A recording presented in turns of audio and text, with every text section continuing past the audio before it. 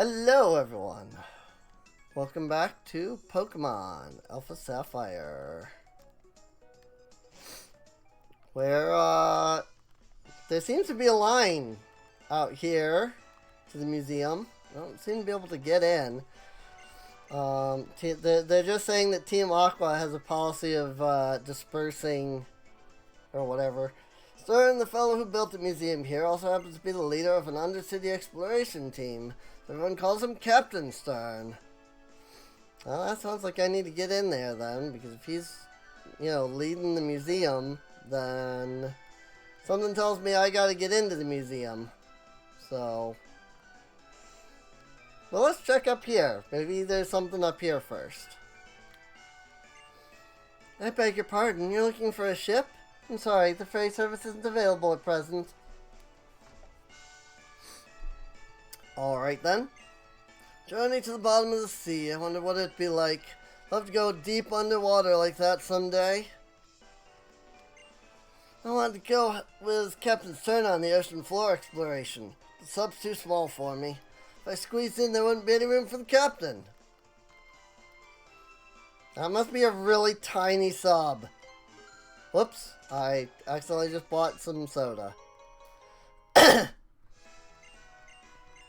I don't know what brand of soda it is, but I just bought more soda. Apparently humans don't drink soda anyway in this universe because you can only give it to your Pokemon. So, do you know about the Pokeblock Kit? Nope. The Pokeblock Kit, you can make candies called Pokeblocks.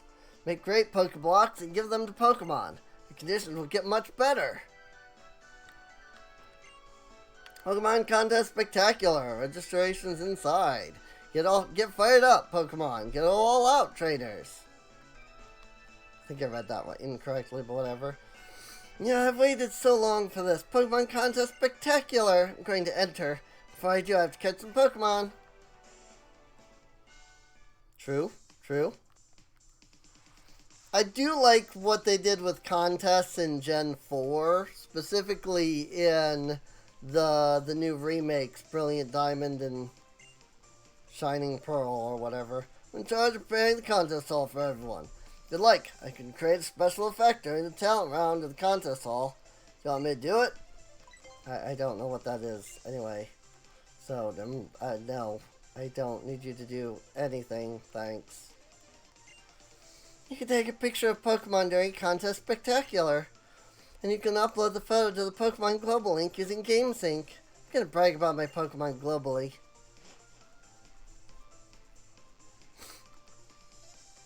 Alright. It's a wardrobe. See, I feel like this is one reason they should have added customization. Because, hello, Pokemon contests, dress up for your Pokemon contests. I hope we get Heart Gold and Soul Silver remakes at some point. I mean, they've already remade Gen 1, how many times? What should I do? I can't come up with an idea for a really fashionable Pikachu costume. What if I could get some inspiration from seeing a wonderful trainer in a contest spectacular? Oh yeah, that's right, costume Pikachu. Oh, you don't seem to have a contest pass. I'll accept trainers of contest passes. Access to the Pokemon Contest Spectacular. Let me see. Might be able to get it from somebody. Seaport City is a big place. I'll enjoy sightseeing in different places. You're literally just gonna say the same thing. Okay. So, what am I looking for then? I don't know what I'm supposed to be doing right now. How do I progress at this point? Guess I'll go down this way, because I went through the shop section last time. So, so that's the shops over there. This is the Lighthouse. Blah, blah, blah. My Pokemon is a hasty nature, and it has a higher speed stat than my other Pokemon. Maybe nature has something to do with how stats grow? Oh, hi. The contest pass if you want to enter a contest. I got mine from the famous contest star, Lycia. I don't know who that is. When you sink a man-made object into the sea to make a habitat for Pokemon, it's called an artificial reef. We in Hoenn are known for our reef. We call it Sea Mauville.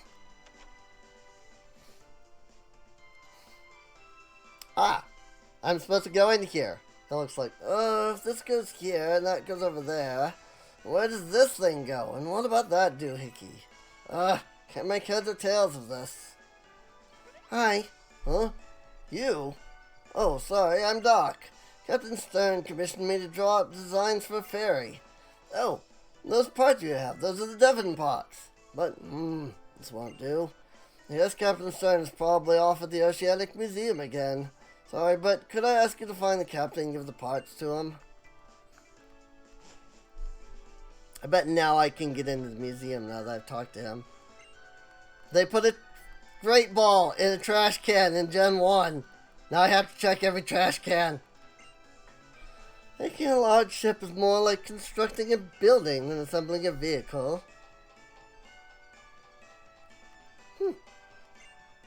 You're an adventurer, aren't you? Have you been to Sea Mauville near Route 108? No. Aha. Sea Mauville is a unique place. It's a building, yet it's also a natural preserve. Seek adventure, you should go there. Is that replacing the shipwreck that was there before? Don't you think it's strange that a ship made of heavy iron floats? It floats because of a principle called buoyancy. That is true, actually. Oh. Camera angle changed so you can see the boat better, I guess. That's neat. Vending machine. But yeah, no, that is true. Like, a boat should not float because it's made of iron and iron would sink. But because it's so big, and somebody can correct me if I have this wrong, because it's so big, it displaces enough water in such a way that the water, like, holds it up, basically. Because it's so big, it covers more surface area of the water, and therefore there's more water beneath it. And because there's so much water beneath it, now it floats. So it's actually really interesting. So the seasons, the weather, where the moon sits in the sky, these and other conditions make the sea change its expression. That's right, sea is like a living thing. Indeed. I get seasick really easily, so I get to help out here instead. I'm working here. Jeez. Fine, I'll leave you alone. Hey, Team Aqua's gone. Yeah, I had to go talk to that person. When I was a child, I visited the museum often. That actually was different dialogue. Whoops. Oh well. I was skipping over because I was like, I think that's the same dialogue, but it was not. It was different. Excuse me, please go through reception. Welcome to the Oceanic Museum. The entrance fee is 50. Would you like to enter? Enjoy the museum. Gotta have a museum in all these games. I didn't have 50, so I took a long time to pass the receptionist. Oceanic Mini Fact 1. Why is seawater blue? Light is composed of many colors. When light passes through water, most kinds of light lose color. However, blue light retains its color, making the sea appear blue. Isn't that neat? Like, this sort of stuff is so cool, though. We were told to assemble here, so we did. But the most important person, our boss, isn't here. Like, isn't that just, like, really cool, actually? Like, that when you go underwater, everything is blue. Because when the light comes down and it hits the water, most of the light loses its color. But there's something special about blue light and water, that the blue light just continues to go. Well, at least it goes farther, into the water than like the other colors do. It's like we don't actually see color when we see, let's say, an apple. Let's say a nice red apple. You're not seeing the color of the apple as red. What you're seeing is the light coming down, hitting the apple, and the apple actually absorbs all of the color from the light except for red. The red reflects off of the apple and hits you in the face. Right in your eyes. And then you see it. And it's red. So in actuality, items that are colored are actually not that color. Because that color is bouncing off of the object and coming to us. They're absorbing all of the other colors, though. Something that's blue actually has in it all of the colors except blue. Blue is reflected off of the item. So an item that is blue or an item that is red or something like that actually are not that color. That's the light, that's the color that reflects, the color of light that reflects off of the item. So that they actually are everything except for the color that we see. That they are not the color, they actually are not the color we see, because that color is reflected away from the item. It does not contain that color within it. So, it's actually really interesting when you think about it. Oceanic Museum Fact 2. Why is the sea salty? Seawater contains dissolved salt in the form of sodium and chlorine ions. These ions leach out of rocks. The concentration of dissolved salt makes the sea salty. That's so cool. Like, I love that. Oceanic Mini Fact 3. Which is bigger, the sea or land? The sea covers about 70% of the planet and the rest is land. The sea is therefore more than twice the size of land. Like, isn't that just really cool stuff, though? Strange machine is rotating under a glass dome. Maybe it's for measuring the depth or something. I can do bad stuff using my power. It's a sample of soil from the ocean floor. Over many years, the remains of life forms settle at the bottom of the sea, making sedimentary layers. Analyzing these layers reveals the ancient past. And actually, that's also how we know a lot about, things like evolution and, how old our world is and things like that, because these things die, life dies, it settles on the bottom, it settles on the bottom of the ocean, and then that it decays and becomes a layer, sedimentary layer, as they said, and then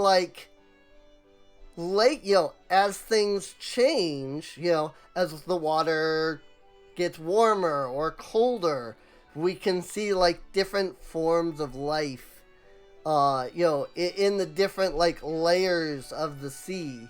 And it's actually, it's so cool because you can look and see, yes, there was 100,000 years where it was like this.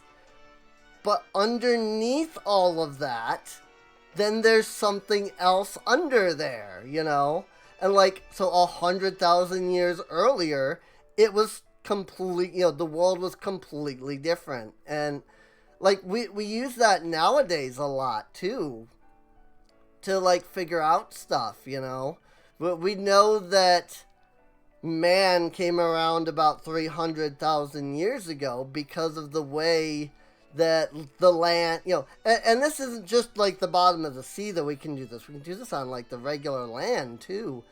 And you can see where basically the deposits of, a person's body essentially are located at, um, after, having decayed, hundreds of thousands of years ago and become this carbon, that's there. And we can see, like, hey, this is where, this is the way that this is. And then you go below that, and it's like there's this completely different, like, material underneath that layer, And then we can look at it and be like, okay, there's this layer, and then we go down, and then it's this second layer is something completely different.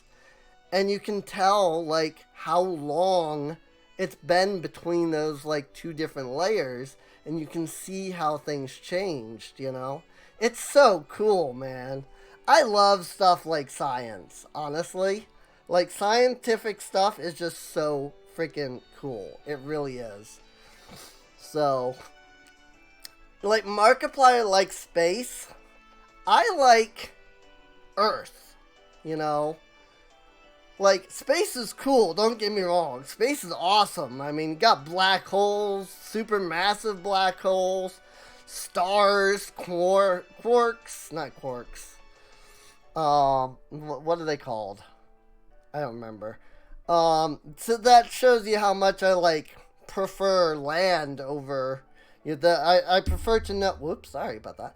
I'm, like, excited and waving my hands around. But, like, that shows you how much I like the Earth more than things like space and what's out there. Space and what's out there is cool, but, like, learning about, 75 million years ago, there were the freaking dinosaurs. And we can see, based off of these layers of the Earth, where their fossils are, we know that that's where they lived. That, that we can see how the land was back then, You can look at a plant and know, like, hey, this plant's been around for 100 years because it has these specific properties that aren't in plants nowadays. And it's so cool. I love it so much. I love that kind of stuff. I really do. It's a sample of beach sand. Stones from mountains are washed down by rivers, where they are chipped and ground down. They are reduced to grains, ending up as beach sand. Neat.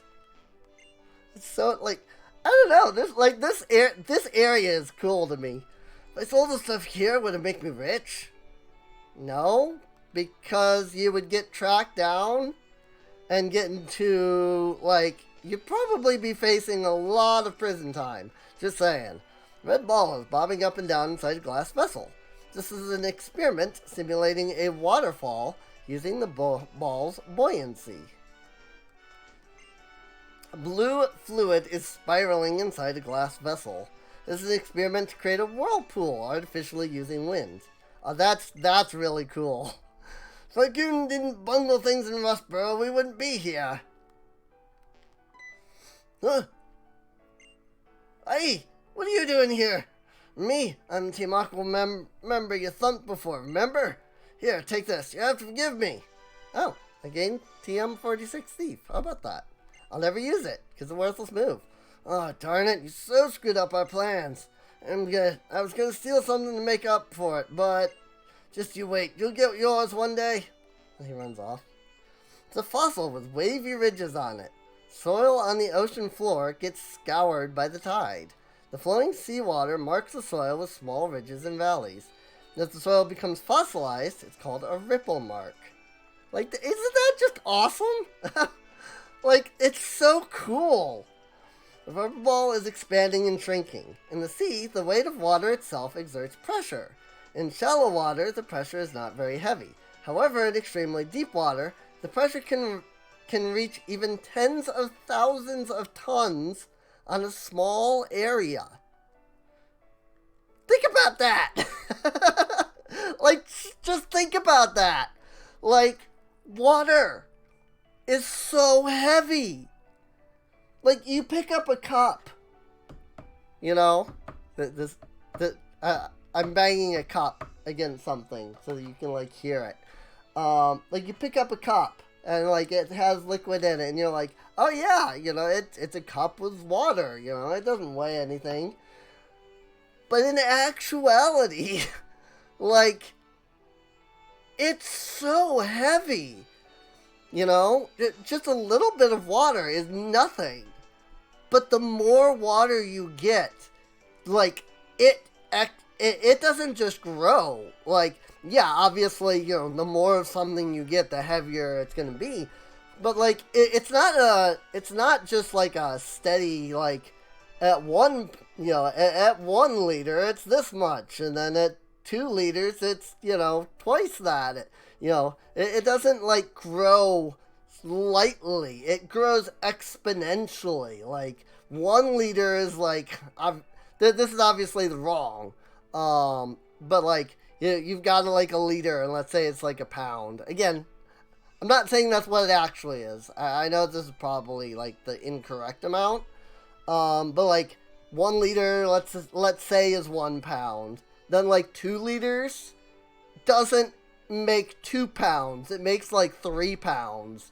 And then like 3 liters is actually like 9 pounds. And you know, again, obviously those are the wrong weights, for sure. But like pick up a gallon, you know, take a gallon of, let's say, milk, just because, you know, that's probably what most people know of come in a gallon.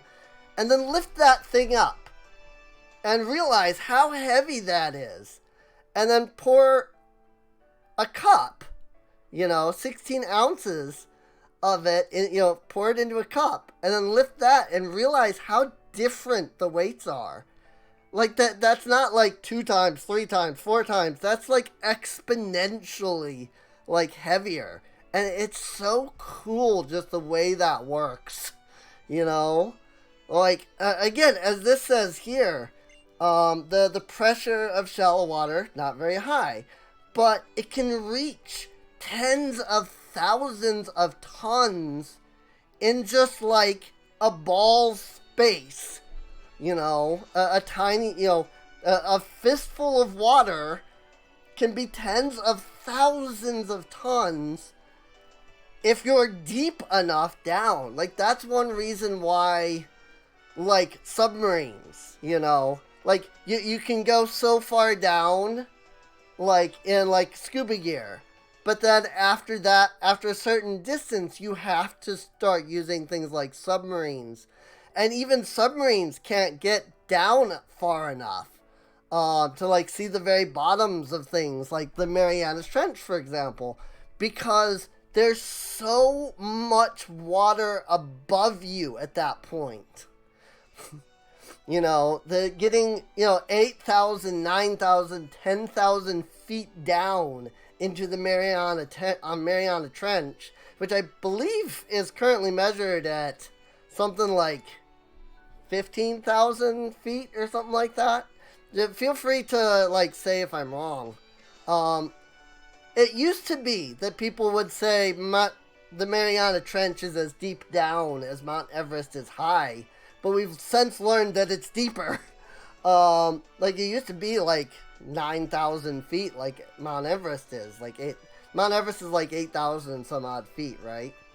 Let me look that up, actually. Mount Everest height. 29,000 feet. Okay, no, I'm way off. Mariana Trench depth is 36,201 feet, which is almost 7 miles. Like, wow, what the frick, man? I was way off.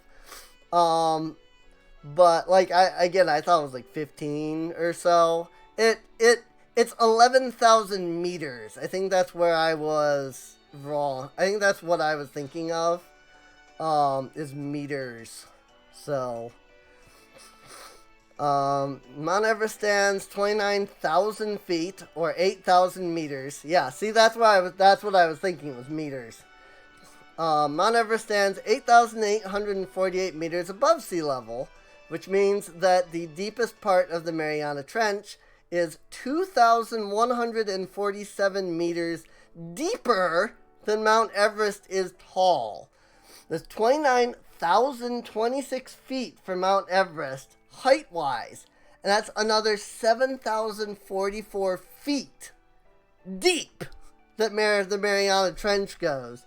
It is so far down, and it is so far down that it is so heavy that we still don't have the ability to go down that far because it weighs so much. Because again, it doesn't just like, oh, you get this far down and now it's 2 times the weight. No, you get 2 times down and you're already looking at like 100 times weight.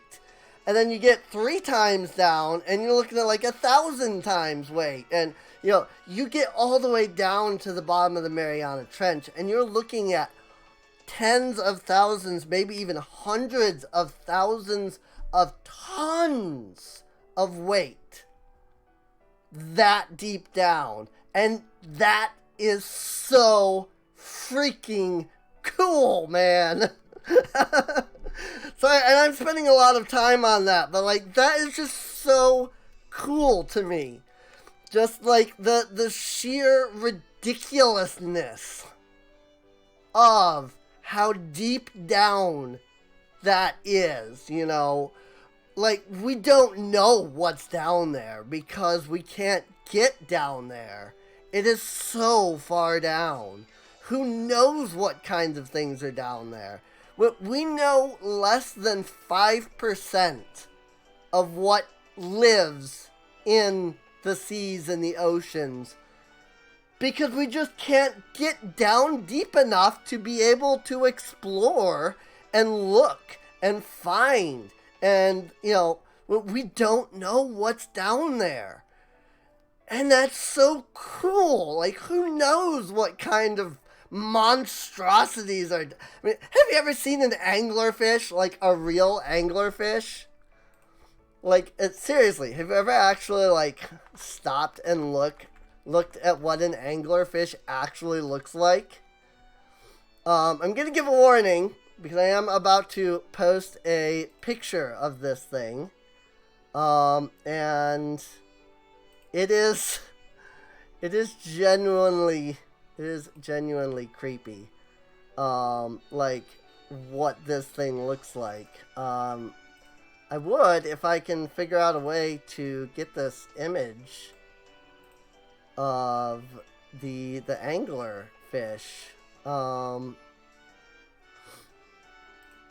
Because there's actually like some really cool pictures of cool, I say, as they're absolutely horrifying. But still, oh, hang on, my computer just, I grabbed a picture of an anglerfish and then saved it to my external. And so now my external hard drive is like, wait a minute, I have to turn on now. You know? I wish that it just wouldn't let me until I did that. Okay. So I'm about, for people watching, I'm about to post the picture. And this is horrifying looking. So if you don't want to see it, look away. In 3, 2. There it is. Like, look at that thing! Like, what the frick is that, right? Like, it's so freaky! But this is the kind of stuff that exists down there. You know? And we don't know. Like, this is as far down as we can go as these things. We don't know what else is down there. Like, what the heck is that? Like, seriously. Okay, the picture is, for those that were not watching, the picture is gone. So you can, you can look again. But, like, what the heck, man? But it's so cool, right? Like, it's freaky. You know, it's absolutely horrifying, but it's so cool looking, man. Oh, man, it is. It really is. It's so cool, man. It really is. Model of Hoenn region. It's a miniature diorama of the Hoenn region. Where is Little Root Town on this? The ferry SS Title. A scale replica of the ship under construction at Stern's shipyard. Kanto water quality sample, the label says. The sea is all connected, but the water seems to differ by region, which is, that's another thing that's so wild. Is like, the Atlantic Ocean and the Pacific Ocean touch, but they're completely different from each other, you know? Johto water quality sample. Maybe the water saltiness maybe the water saltiness differs from one region to another. Sinnoh water sample. The water from melted snow contains a lot of nutrients such as minerals. For example, Unova. Water hardness is a measure of the amount of calcium and magnesium it contains. Kalos. The hardness of Kalos' water often exceeds 300 pounds per minute. That's characteristic of the water in Kalos. Pounds per meter, I think. ppm. Pounds per meter. It's a display on the flow of seawater. Near the bottom of the sea, water flows due to differences in such factors as temperature and salinity. It's a display on the flow of seawater. Toward the surface, seawater flows as currents driven by the winds. Just the way that the wind blows changes how the water moves, and it cascades. And yes, part of it is the moon as well, of course. You know, when the moon is when the moon is in a specific spot, there's higher tides and lower tides and such. You know, the tide, but like how the water moves and flows. When you see the water. When you're at the beach and the water flows up onto the sand and then back down, that's, the wind is just moving the water up, and then because it becomes so thin, it then slides back down until it's thick enough to be moved by the wind again, and it's so... Can you tell that I love this kind of stuff? Like, seriously, it's so cool. Prototype Submarine Explorer 0, a replica of the high-performance submarine for ocean floor exploration. An improved model of Submarine Explorer 0, Submarine Explorer 1, is in use now. Submersible Pod, replica of a compact unmanned pod for seafloor exploration. The Royal Unova, a model of the Sunset Cruiser currently being built in the Unova region, scheduled to be complete in blank years. Cute. Number is too faint to be read. They hide the years because that is Gen 5. And if they gave you an amount of years, then people would be like, okay, now Unova is canonically X amount of years ahead. Yes, it's a replica of the luxury liner that circles the globe. Yay. Video is playing of a guy with a wacky hairstyle who could be a scientist conducting an experiment with some sort of machine. Because of this, when you dive into the sea, you feel discomfort in your ears. Yes! It's so cool! Like, because of altitude, and this happens even on land, like, if you go up a mountain, you can, or up into the air on, a ship, like a plane or something. But you can feel, the pressure differential. And, when you go down the mountain, your ears pop. And, God, it's so cool. It's so cool. Yes? If you're looking for Stern, that would be me. Ah, those must be the parts I ordered from Mr. Stone at Devon. Thank you for bringing the case all this way. Now we can prepare for our expedition at last. Huh? Hold up a moment. We'll be taking those. What was that? Who are you people? We're Team Aqua. Our boss wants the parts in that case. So shut your yap and fork it over. Uh-oh. Team Aqua. Send out Carvana.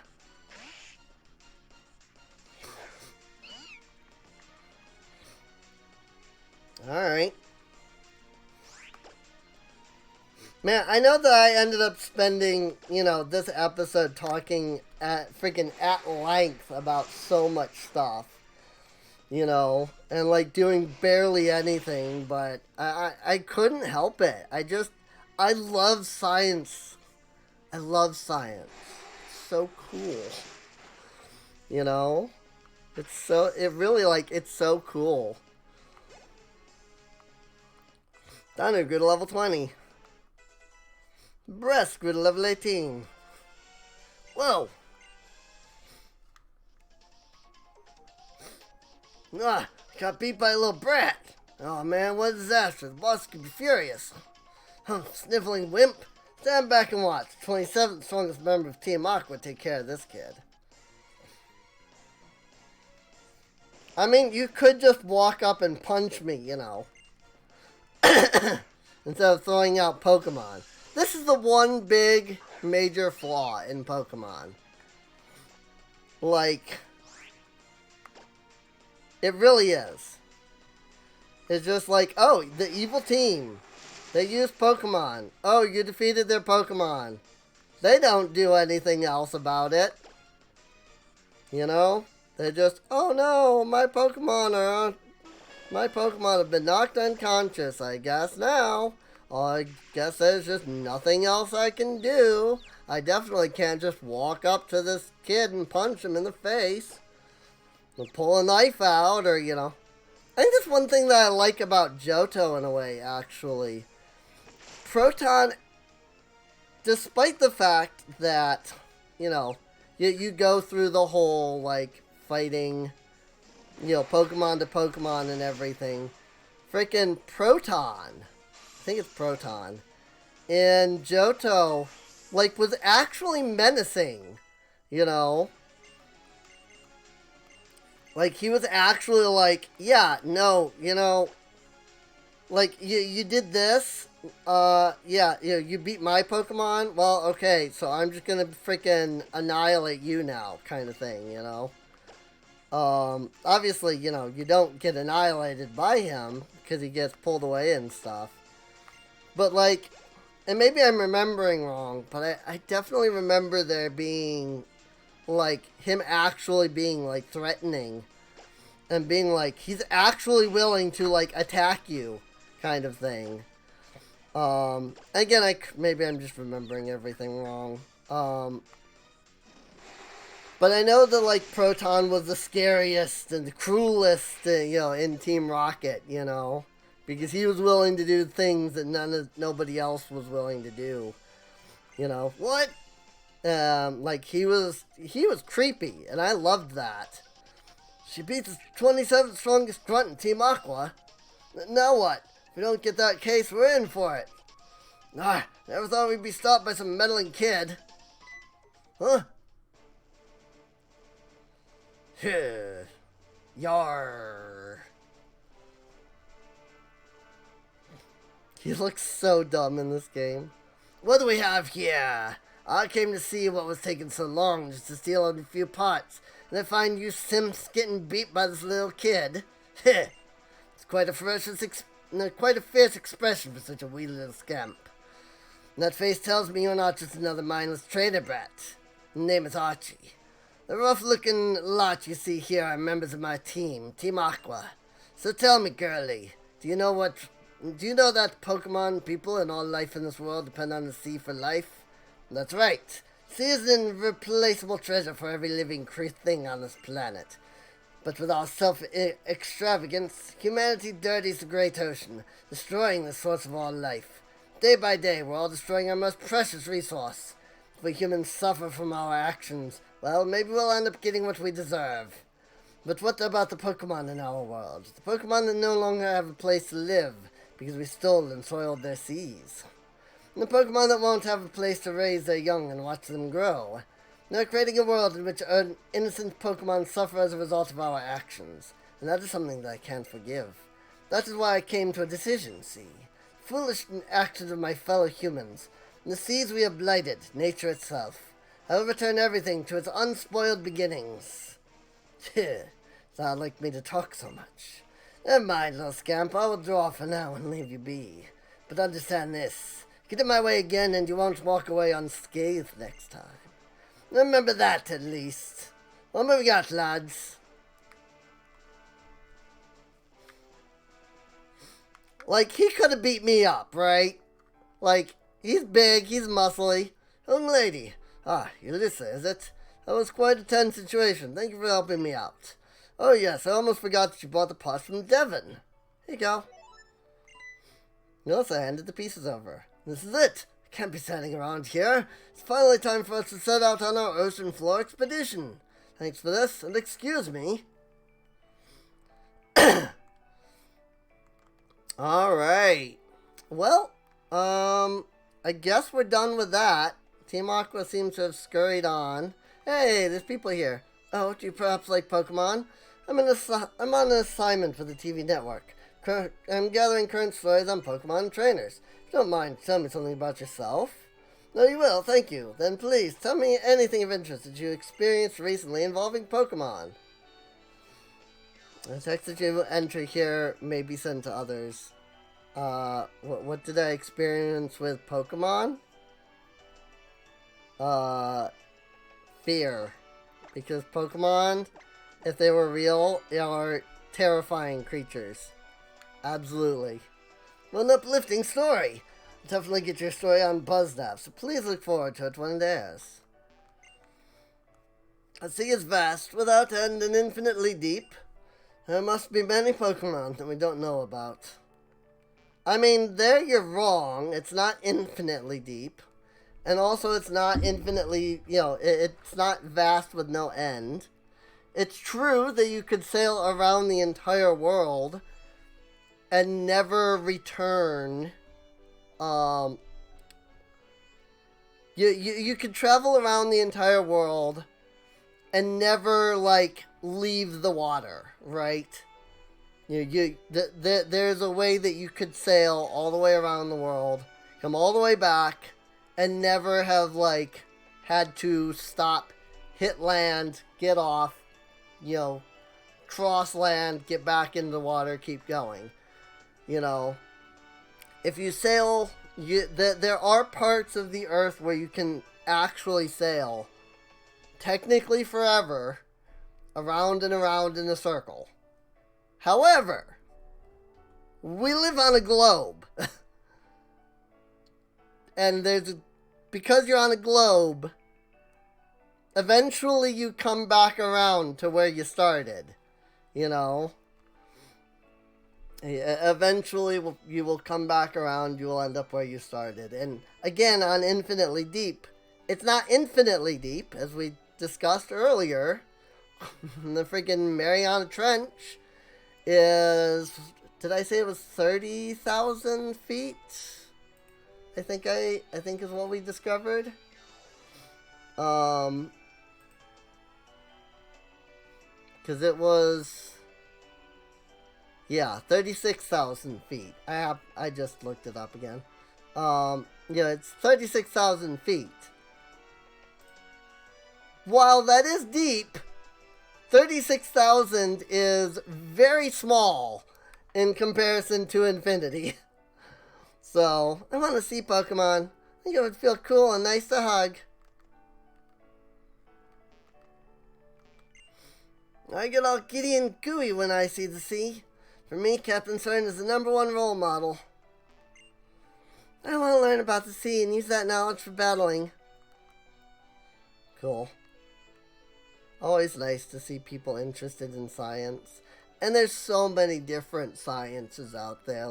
There's geology, the study of rocks and the earth and things like that. And there's, the science of the seas, and there's the science of the air, and,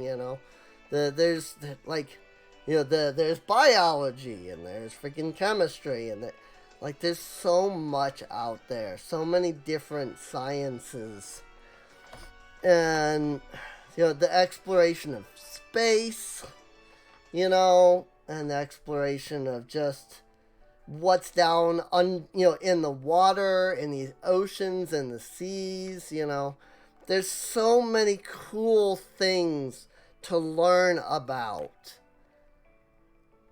And it's so fun to learn and so interesting to learn about that I struggle to understand how people can be so closed-minded that they're not willing to look at the science. They're not willing to look at, the things that we've learned. Yes, there's a lot to learn, and more to learn than any one person could ever learn, even if you started as, like 6 years old or something. There would still be more to learn than you could learn even in 100 years. But, and that's just the stuff that we know, that's not the stuff that's unknown. But just the fact that every animal is so different, the fact that, we can look and we can see what things are like under the waters, what things are like above the waters, We can look at the Grand Canyon, for example, since that's, this is the United States of America that I live in.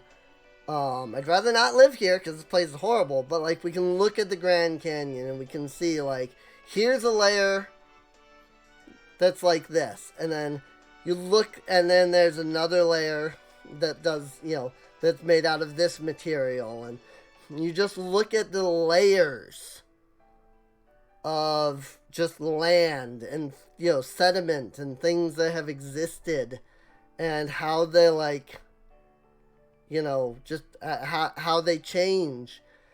And it boggles my mind how anybody can look at those kinds of things and just be like, yeah, the world's only been around for, a few thousand years. Because you can just look at it. You just look. You don't even need to know the science. You can literally look at it and you can see just how much things change, just how much everything is different, year to year, let alone every 100 years, every 1,000 years, every tens of thousands of years, You can see how things change throughout history, and I love it. I really do. Like, I love it. This is the sort of stuff that is my passion, Like, if there's anything you ever wanted to know about me, I think today probably just taught you a lot about me, because you can, I'm sure you can just see, I hope you can see anyway, the amount of passion I have, for things like science and, discovering things and learning about our world and, learning what caused things to change and become what they are today and things like that. And I know that this is like a 50-minute episode, and usually we do like half hour. I know that a lot of it has been me sitting around talking, but hopefully you enjoyed that, because this is the kind of thing that I love. This is the kind of stuff that I like to talk about, and I'm glad that there was a chance to take Pokemon and talk about things like, tens of thousands of tons of pressure of water just because you're thousands of feet deep, you know, that you know, you can look and you can see the differences between times, the way that the water erodes, you know, the mountains and the sands, and it becomes what it is today. And I love this stuff. I love this stuff. Like, I love this stuff so much. You have no idea how much I love this kind of stuff. I really do. But if you love this kind of stuff, and if you did enjoy these conversations, feel free to subscribe. You can check the video description down below for a link to the playlist, where you can catch up on any episodes you might have missed. Leave a comment down below. Tell me, what is your passion? You know, what one thing can get you just ranting on and on for hours on end, you know? Do you love math? You know, can you rant on and on about all kinds of cool, like, mathematical calculations? Like, because I think that's fascinating that some people can do that. That's really cool in my opinion. You know, are you really interested in, like, literature and English and stuff like that, you know? Like, whatever you're into, you know, what is your thing? What is your passion? The thing that somebody just has to mention it, you know, and you can just go on and rant for hours about it, you know? Sorry, I'm actually getting, like, teary here because I'm, like, talking about this stuff that I love so much, you know? And I don't get a chance to talk about my passions that much, you know? So, leave a comment down below. Tell me, what are your passions, you know? Tell me what you enjoy. Like, what thrills you? What minor, seemingly unimportant thing is it that you find to be the coolest, the most, like, important thing in the world to you? Because I want to know. I want to know what people love. I want to know what gets you emotional, what makes you go, this is so cool, you know? Leave a comment down below. Let me know what, you know, gets you thinking like that. And feel free to follow me on Patreon. You know, even if you can't donate anything, that's perfectly fine. Don't feel like you have to. But if you can donate even $1, you know, even $1 helps out, you know. So, alright. I'm gonna end this episode before I go on another tyrant. So, I'll see you all next time. See you later.